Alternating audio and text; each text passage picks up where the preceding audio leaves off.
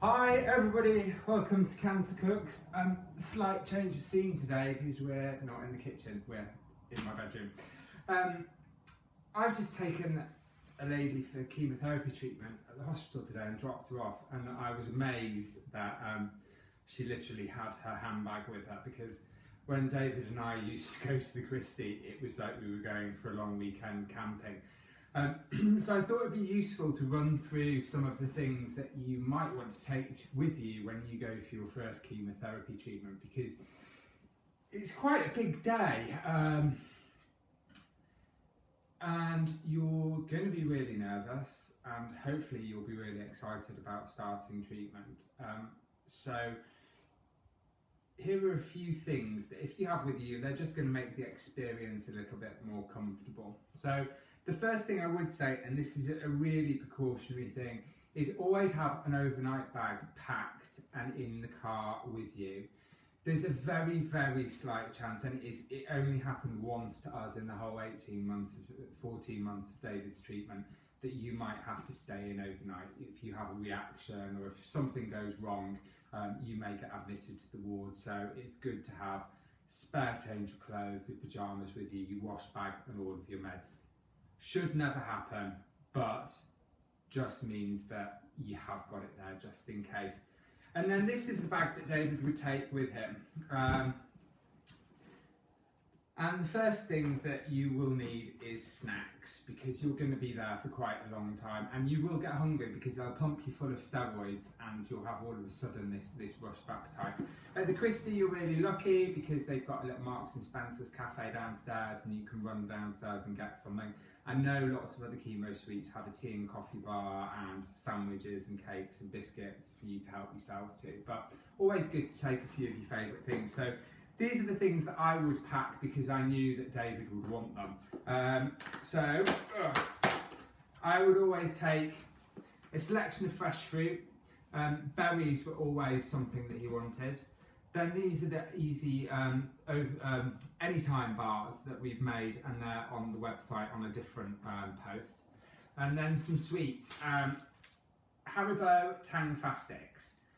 These are great because having chemo is a little bit like being on a long haul flight. All of your senses get a little bit grubby, and so these have got that real kind of sour tang, a really great flavour to have. Then I'd always pack something savoury, packet of crisps, normally Monster Munch, and Diet Coke. Again, it's that mouthfeel, that kind of cold cleansing fizziness. So that's it with snacks. The other thing is entertainment.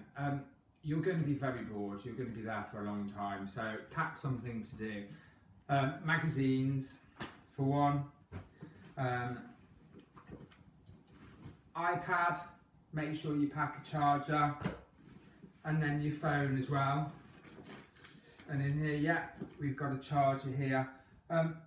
Don't pack anything too heavy. I had, great plans to learn Portuguese, but there's so much going on around you, so much noise, so much buzz, so much binging, that anything kind of light and fluffy is great.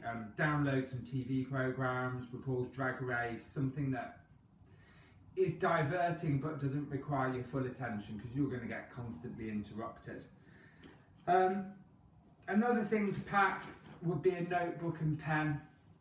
Hopefully you'll be seeing your oncologist or your CNS, so it's always great to be able to write things down, and we will keep a cancer diary, because when you're there in the heat of the moment, you forget all the questions that happened in the week, like, is this normal? Should this happen? When do I take that tablet? What can I do about this? So I'd make sure that before we went, I'd write everything down. I think I might possibly have a visitor. Come on, Baba. Dogs weren't allowed, unfortunately. Is write down your questions, and then you've got them there, and then you can also make all your notes when they give you, what date your next chemo is, when you're having your bloods done. And this would also be a really comprehensive little file of all of the treatments that you'd have, because you'll get information leaflets, so you can pop all of those in here. Now, the other things really are to do with your comfort. We take some hand wipes or some face wipes. Like I said, you do feel quite grubby, so think as though you're packing for a holiday.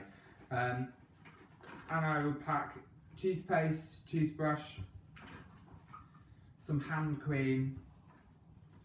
Now this is a great thing, a little facial spritz, excuse me. This one comes from Lush, and it's basically water in a bottle with a little bit of scent in it, but it's really refreshing. Again, some Beauty Flash Balm just gives you that liftness, that brightness, plumps up your skin when you start to feel a little bit dehydrated and grubby. And then some lip balm. Now this is really good. This is an aromatherapy roller, so it would just be something that you would just roll on your pulse points, and it just gives you that little bit of calmness and just gives that moment of serenity. And this one's got lavender in, so it's really, really lovely and fresh. Some eye drops. Again, dehydration, your eyes get a little bit gritty. And what I would say is if you wear contact lenses, either take a spare pair or take your glasses, because you might find that halfway through your treatment you decide you want to take them out. And then a few other things just for your comfort. Again, like I've said, it is noisy, and sometimes you might go for treatment and you might be happy to chat, and there's lots going on and there'll be people that will want to talk to you. Sometimes you might just want to zone out. So eye mask, and then some noise cancelling headphones. Make sure they're charged before you go. And then if you want to, you can just put your music on, you can just zone out and it will be over before you know it. Now these next two things are to do with temperature, and you'll find the temperature in the chemo suite might be really hot, might be really cold. At the Christie, it depended very much what end of the building you were in. One end was boiling hot, the other end was freezing cold. So just take options with you, and we would always take this little cashmere blanket with us, because if David got cold, he'd then got something to wrap himself up in. And then a scarf and a hat, and this is especially if you are having a treatment that involves oxaliplatin, is you will find that you're very sensitive to cold, and you may go in the morning and it's absolutely fine, and by the time you're coming out in the evening the temperature's dropped. So just pack hat, gloves, scarf, and then you can wrap yourself up toasty to get back to the car. And again, same thing with layers. Take stuff on that if you've got a heavy jumper, you've got a t-shirt underneath, just in case you get really, really hot. And that should be it. You prepared. Leave the dog at home, take all of this stuff. I hope your treatment goes really, really well. And if you've got any tips of things that you found are really useful for you, just add them in the comment section. Take care. Bye.